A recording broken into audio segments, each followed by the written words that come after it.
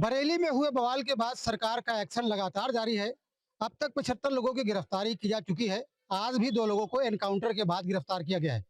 उत्तर प्रदेश सरकार की तरफ से मैसेज साफ है कि जो भी प्रदेश का माहौल बिगाड़ने का काम करेगा उसके ऊपर सख्त कार्रवाई की जाएगी। कानपुर के तमाम लोग हमारे साथ में हैं, उनसे बात करते हैं, जानने की कोशिश करते हैं कि योगी सरकार में कानून व्यवस्था को वाकई में क्या है, वो इसी चश्मे से देखते हैं कि जो भी बवाल करेगा उसके ऊपर कार्रवाई होगी या किसी धर्म विशेष के ऊपर कार्रवाई की जाती है। लोग हमारे साथ उनसे सीधे जुड़ते हैं। भाई साहब, ये बताइए, जिस तरीके से बरेली में हुई हिंसा के बाद उत्तर प्रदेश सरकार का एक्शन लगातार जारी है, किस नजरिए से देखते हैं आप इसे? देखिए, वहाँ की घटना तो जो हुई है वो हुई है। जिस तरीके से कानून व्यवस्था ठप है, आप देखिए किस तरीके से भी जला के मार दिया गया सरवनखेड़ा में बेटी को, माँ को।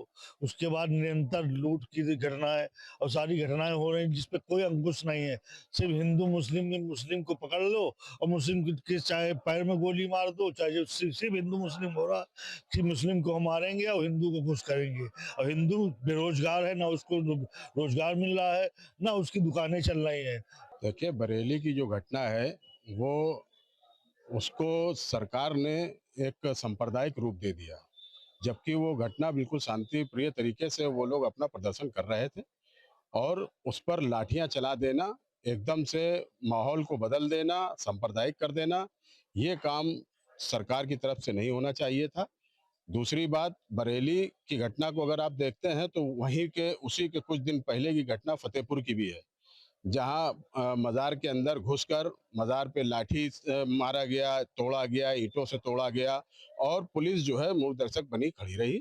उसने वहां पर किसी भी तरीके का कोई एक्शन नहीं लिया और बरेली की घटना में आदमी बिल्कुल शांतिपूर्वक तरीके से प्रदर्शन कर रहा था और भारी भीड़ के बीच में उन्होंने लाठी चलवा के ये प्रदर्शित किया कि सरकार अलग चश्मे से देखती है अल्पसंख्यक। पथराव की वीडियो भी सामने है, उसमें दिख रहा है कि कुछ लोग पथराव कर रहे हैं।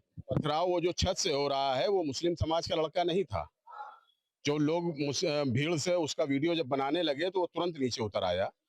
लोगों ने कहा भी कि वो देखो वहां से पत्थर चले, वहां से पत्थर चले। तो कम से कम सरकार को किसी भी तरीके की वो एक्शन लेने से पहले घटना की जांच करानी चाहिए थी, उसके बाद दोषियों को जो है सजा देनी चाहिए थी।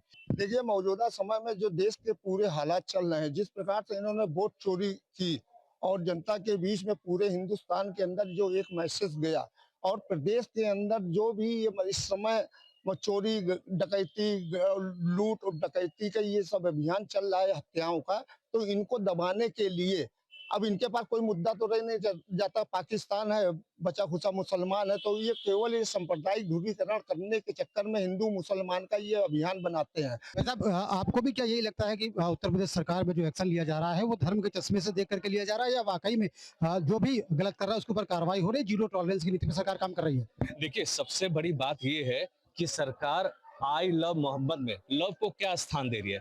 लव एक प्यार का इजहार है। बच्चे अपने माँ बाप से करते हैं, माँ बाप अपने बच्चों से करते हैं। अगर मैं कहीं पे लिख दूं कि आई लव राम, तो क्या इनको क्या गुनाह लगेगा? या मैं लिख दूं I love Waheguru, I love जैसे मोहम्मद, आई लव महादेव। तो सबसे बड़ा विषय है कि सरकार को नफरत की राजनीति नहीं करनी चाहिए। अगर वो ये कर रही है तो ये जो आई लव मोहम्मद में ऐतराज कर रही है, तो ये इस बात से सिद्ध होता है कि इनकी केवल नफरत की ही राजनीति करना पसंद है। लव जैसा शब्द से ऐतराज क्यों है, मुझे आज तक ये समझ में ही नहीं आया। लव आखिर प्यार का इजहार है। कोई भी लव कर सकता है, अपने गुरु से कर सकता है, अपने इष्ट से कर सकता है, अपने देवताओं से कर सकता है। इसमें नाराजगी क्यों है, मुझे इस बात से ही ऐतराज है। कहा जा रहा कानपुर से ये पूरा मुद्दा शुरू हुआ और कानपुर में जब ये मुद्दा शुरू हुआ तो उस मुद्दे को मिस इंटरप्रेट किया, गलत तरीके से प्रस्तुत किया गया। जो एफआईआर यहाँ पर हुई थी वो आई लव मोहम्मद शब्द पे नहीं हुई थी। आई लव मोहम्मद पे ही सारा बवाल हुआ है। इनको आई लव मोहम्मद से ऐतराज क्यों था? अगर आई लव राम लिखा जाता, या आई लव वाहिगुरु लिखा जाता, या आई लव महादेव लिखा जाता। शासन लोग स्पष्ट कर रहे हैं कि एफआईआर आई लव मोहम्मद लिखे जाने पर नहीं हुई है, गलत जगह पर बैनर लगाए जाने पर हुई। गलत जगह क्या होती है? जगह एक बैनर था, बैनर पे ऐतराज क्यों?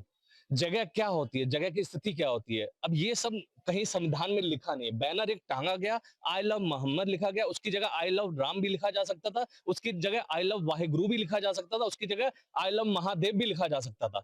लेकिन लव जैसे शब्द पे इनको ऐतराज क्यों है? लव था कोई आप प्यार का इजहार कैसे करोगे अपने किसी मिलने वाले से? अगर आप अपने माँ बाप से प्यार करना चाहोगे या इजहार करना चाहोगे तो कैसे करोगे? लव जैसा शब्द ही आप इंग्लिश में उसको यूज करोगे। नफरत की राजनीति खत्म करके उत्तर प्रदेश में प्यार का इजहार ही होना चाहिए, और ये प्यार के इजहार को ही खत्म करना चाहते हैं। तो कानपुर के तमाम लोग हैं जिनका कहना ये है कि जिस तरीके से सरकार का एक्शन है वो गलत है, धार्मिक चश्मे से देख करके एक्शन लिया जा रहा है और माहौल को सांप्रदायिक करने की कोशिश की जा रही है। जीरो टॉलरेंस की जो बात कही जाती है उत्तर प्रदेश सरकार में, वह पूरी तरीके से गलत है। व्यापारी परेशान है। उत्तर प्रदेश में बरेली में हुए बवाल के बाद लगातार जीरो टॉलरेंस की नीति पर योगी सरकार काम कर रही है।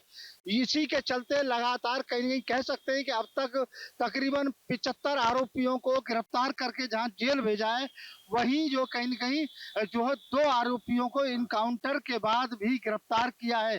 कह सकते हैं कि उत्तर प्रदेश में योगी सरकार लगातार जीरो टॉलरेंस की नीति पे काम कर रही है और कहीं न कहीं पुलिस का भी काम दिखाई दे रहा है। इसी पे हम बात करते हैं, तमाम लोग मौजूद हैं यहाँ राजा महेंद्र प्रताप पार्क में, सियासी चौक में। ये बताइए, जिस तरह से यूपी में योगी सरकार ने बरेली में बवाल करने वालों की जो कोशिश थी उनको नाकाम करके 75 से अधिक लोगों को जेल भेजा है, क्या कहेंगे? नहीं, बिल्कुल ठीक है। देखिए, लॉ एंड ऑर्डर के साथ कोई कंप्रोमाइज नहीं होना चाहिए। इस मामले में अब तक का रिकॉर्ड सरकार का अच्छा है, लेकिन मैं दूसरी तरफ एक बात कहना चाहता हूँ, प्रदेश में अन्य तरह के जो अपराध हैं उन पर भी रोक लगनी चाहिए, विशेषकर महिला अपराध। और आप देखिए, प्रतिदिन कोई न कोई घटना ऐसी घट जाती है, इससे सरकार को शर्मसार होना पड़ता है और माननीय मुख्यमंत्री को इस ओर ध्यान देना चाहिए। ऐसा है कि माननीय मुख्यमंत्री हमारे योगी आदित्यनाथ जी का इस पर संदेश शुरू से रहा है। उन्होंने हमेशा से कहा है कि कोई भी अगर गड़बड़ी फैलाता है, समाज में कोई अराजकता पैदा करने की स्थिति अगर पैदा करेगा, तो उसके खिलाफ जीरो टॉलरेंस की नीति अपनाई जाएगी, उसके खिलाफ सख्त से सख्त कार्रवाई की जाएगी।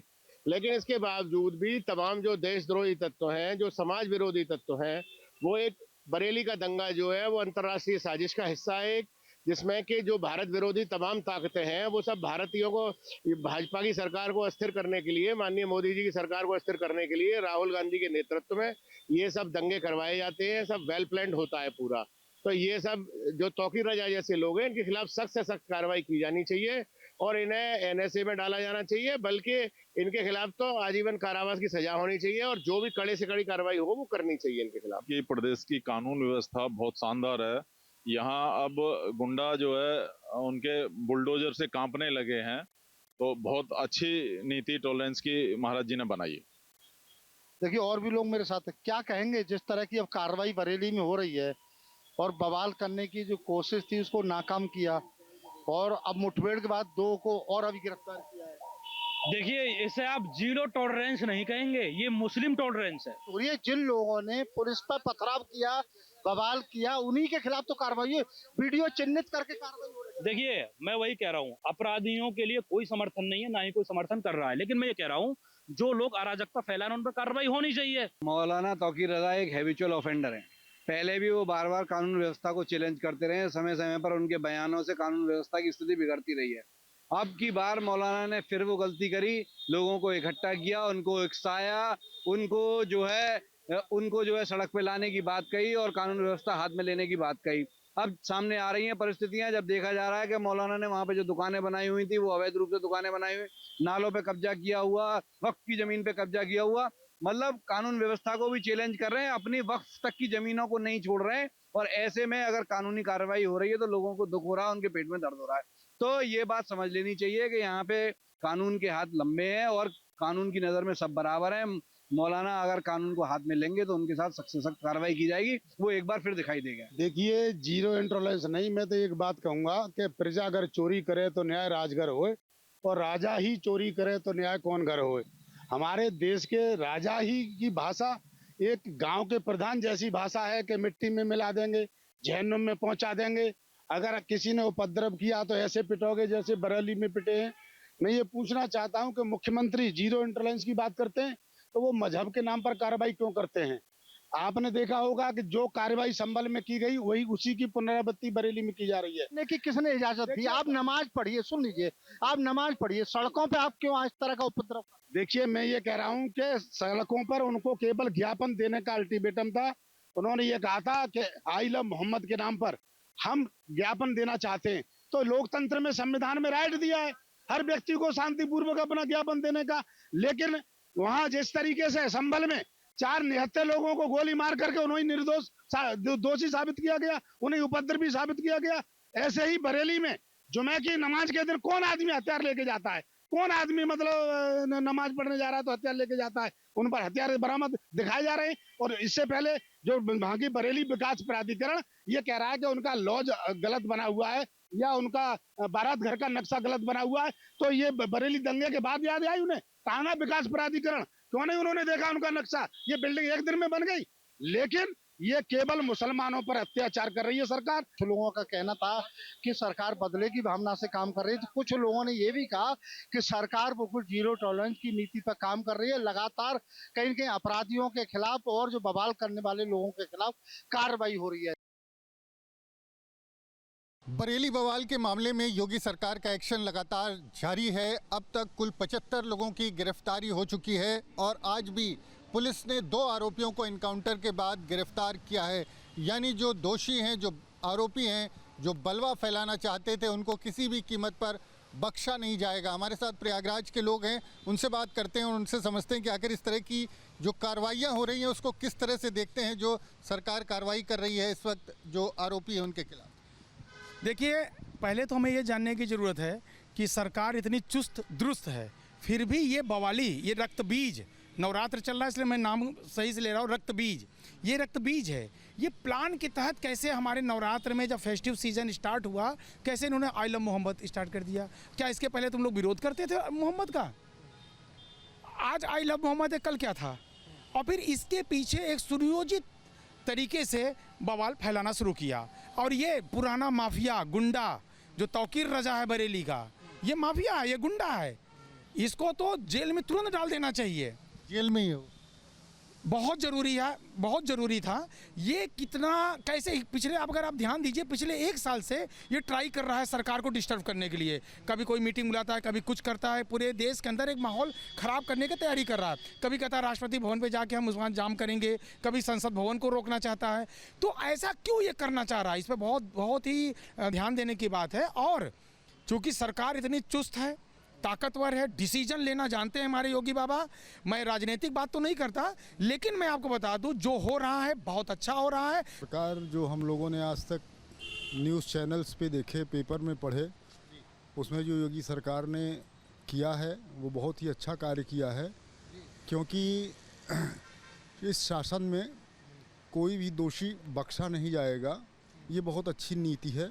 और इसी तरीके की नीतियाँ होनी भी चाहिए, जिससे कम से कम दंगाइयों के मन में एक आतंक का वो रहे, भय रहे, आतंक रहे कि कम से कम हम इस तरीके का अगर कार्य करते हैं तो हमें इस तरीके का दंडात्मक कार्यवाही हमारे ऊपर की जाएगी, बुलडोज़र चला दिया जाएगा और हमारे साथ जो है इस तरीके की सारी दंडात्मक कार्रवाइयाँ की जाएंगी। ये बहुत ही आवश्यक है करना।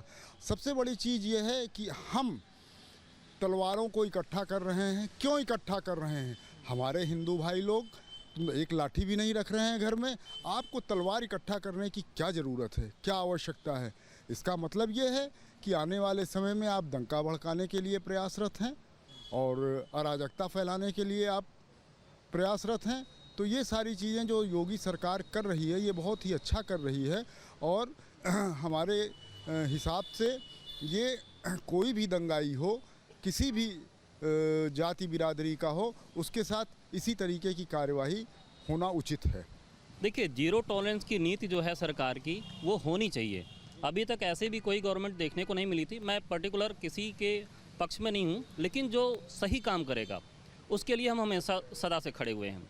और ये जो दंगा फैलाने की कोशिश हो रही है, हम लोग तो कभी ऐसा कभी नहीं होता। हमारा कोई फेस्टिवल होता है, उनका कोई फेस्टिवल होता है तो कभी नहीं करते। हमारा नवरात्रि जो है कि बहुत ही शांतिपूर्ण तरीके से हमारा बीतता है, हर फेस्टिवल हमारा बीतता है। लेकिन कहीं कहीं एक दूसरे के हस्तक्षेप से ये हमेशा डिस्टर्ब होता रहता है। माहौल ख़राब करने की कोशिश की जा रही है। जी बिल्कुल, माहौल ख़राब करने की कोशिश की जा रही होती है। और जब हमारा फेस्टिवल होता है उसी समय होता है। आप पीछे से देखिए, हमारा अगर सावन का महीना चलता है उस समय कुछ ना कुछ हो जाता है, हमारा नवरात्रि चल रहा है उस समय कुछ ना कुछ हो जाता है। तो इस तरीके के जो प्रकरण हो रहे हैं, इसके लिए जीरो टॉलरेंस की नीति अपनाना बहुत ही आवश्यक है और इसके लिए हम समर्थन करते हैं गवर्नमेंट का। साल में गवर्नमेंट और प्रशासन को धन्यवाद देना चाहता हूँ, अपने यूपी ATS को। बहुत अनहोनी को उन्होंने रोक दिया।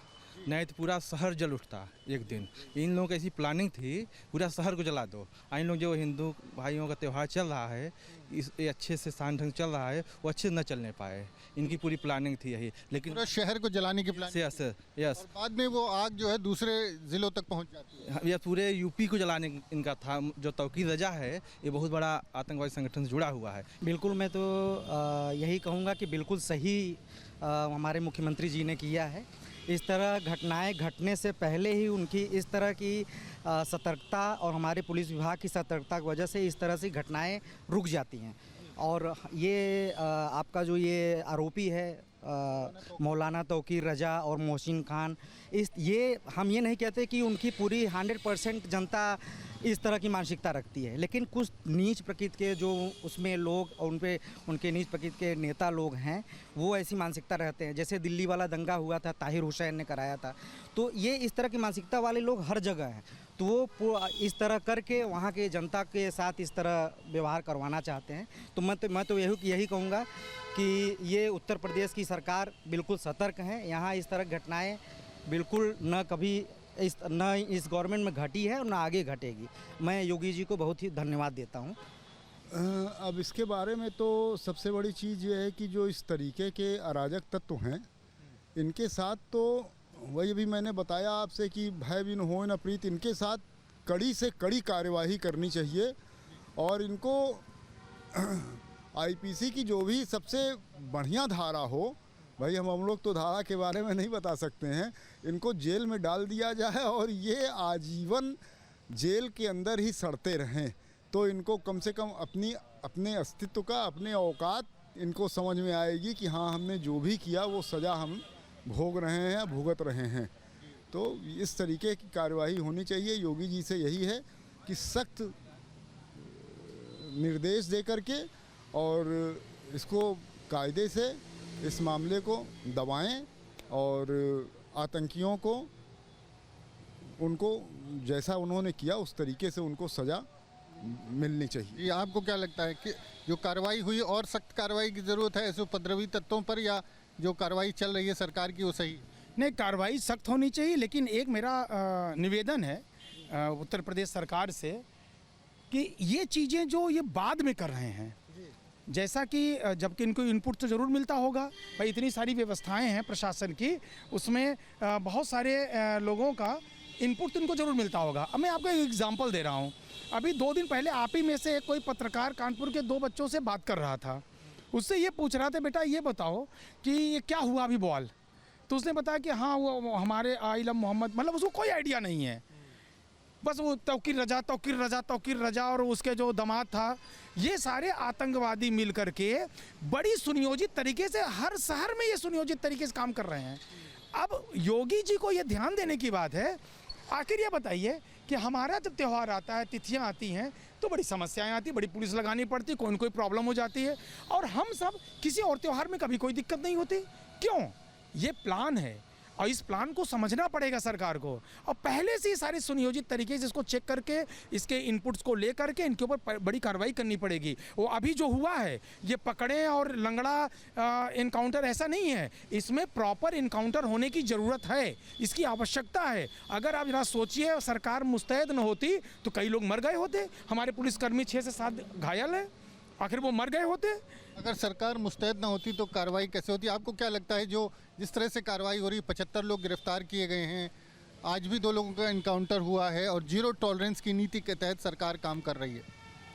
नहीं, बिल्कुल सरकार जो कदम उठा रही है अभी तो ठीक है, लेकिन कि थोड़ा सा इनसफिशिएंसी, जैसे कि बाकी लोगों ने बताया, कि थोड़ा सा और मुस्तैद रहना पड़ेगा, क्योंकि ये जो है ये मामूली दंगा नहीं है कि आप जैसे सोचते हैं कि चलो मतलब दंगा हो गया। ये एकदम संगठित तरीके से किया गया है। आई लव मोहम्मद करिए या आई कुछ भी करिए, किसी से प्रेम करिए आप, तो उसको सड़कों पे भी उतारने की क्या ज़रूरत है? आप अपने अंदर रखिए। इसका मतलब है कि आई लव मोहम्मद एक तरीके से जिहाद और इस जो है आतंकी और दंगा कराने की एक सुनियोजित साजिश है और कुछ नहीं है। आपको क्या लगता है ये इस तरह की गतिविधियों से कैसे निपटा जा सकता है? और जैसा कि इंटेलिजेंस की बात करें तो इनपुट्स जैसा भी अभी बात हो रही थी तो इंटेलिजेंस के बारे में कुछ ना कुछ बताया गया, तो ये कुछ ना कुछ इनपुट्स तो मिलते ही होंगे, तो पहले से ही प्रिपेयर करने की आवश्यकता होती है। हालांकि ये 100% कह पाना थोड़ा मुश्किल होता है, लेकिन अगर उसके ऊपर थोड़ा सा अंकुश लगाया जाए पहले से, तो ये जो कार्यक्रम हो जाते हैं ये होने से बचाया जा सकता है। और जो ये गवर्नमेंट को बदनाम करने की कोशिश या फिर तरह तरह के आतंकी हमले या फिर एक कम्युनिटी को दूसरे कम्युनिटी से लड़ाने की जो तरीका कुछ लोग ऐसे होते हैं जो करना चाहते हैं, तो वो जो है कि पहले से बचाया जा सकता है। इसके लिए गवर्नमेंट को थोड़ा सा और सख्त से निपटने की आवश्यकता है। मुझे लगता है कि हर क्रिया की एक प्रतिक्रिया होती है, तो ये हर जगह ये ऐसी क्रियाएं करते रहते हैं, हर जगह दंगा फसाद करना, व्यवस्थाओं का नियमित करना। तो इस तरीके की जीरो टॉलरेंस की प्रक्रिया जो है प्रशासन की बहुत सही कार्रवाई है, और ऐसी कार्रवाई हर जगह होनी चाहिए जहाँ पे भी ये अव्यवस्था फैलाने की कोशिश कर रहे हैं। ये जीरो टॉलरेंस की नीति हर जगह पे होनी चाहिए और प्रशासन को ऐसे कड़क कदम उठाने ही चाहिए इनके खिलाफ। क्या लगता है इस तरह की कार्रवाई ना होती तो अब तक क्या हालात होते? ये हालात सर ये अनियमित होते चले जाते हैं, क्योंकि हर जगह आज आप देख रहे हैं, हर जगह कहीं ना कहीं हर जगह एक नया दंगा सुनने को मिल रहा है। कभी मदरसा का कोई कांड आ रहा है, कहीं अलग नमाज के लिए कोई कांड कर दे रहे हैं, तो कोई ना कोई इनका हर समय एक प्लान के तहत कोई ना कोई दंगा चलता रहता है। तो अगर ऐसी जीरो टॉलरेंस की नीति चलती रहेगी, ऐसी एक प्रतिक्रिया सब प्रशासन की तरफ से, सरकार की तरफ से इनको मिलती रहेगी, तो कहीं ना कहीं ये भी सोचने पर मजबूर होंगे कि हमको इन सब चीज़ों से बचने की ज़रूरत है। तो इसलिए सरकार को ऐसे कड़क कदम, ऐसे प्रशासन की इस तरीके की नीतियाँ जरूर अपनानी चाहिए। तो सरकार को इसी तरह के सख्त कदम उठाने चाहिए। और प्रयागराज के ज़्यादातर लोग मानते हैं कि जिस तरह से उत्तर प्रदेश की योगी सरकार जीरो टॉलरेंस की नीति के तहत काम कर रही है, उसी तरह से आगे भी काम करने की ज़रूरत है, और सख्ती जो उपद्रवी हैं उनके साथ इसी तरह आगे भी जारी रहनी चाहिए। प्रयागराज से वीडियो जर्नलिस्ट विजेंद्र कुमार के साथ मानवेंद्र प्रताप सिंह, न्यूज़ स्टेट उत्तर प्रदेश।